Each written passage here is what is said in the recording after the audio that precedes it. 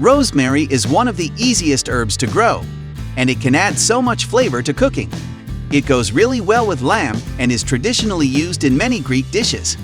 Rosemary is native to Mediterranean countries, where it has been popular for at least 7,000 years.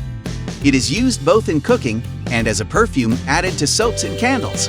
Rosemary is a perennial herb and will grow all year round in temperate climates.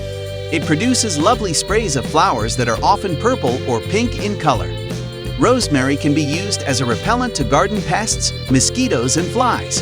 Consider planting a rosemary bush or two near your vegetable garden to help keep away pests such as whiteflies and carrot flies. Rosemary should ideally be grown in full sun either in the garden or in pots. It can adapt to most soil types that are free-draining and is drought-hardy.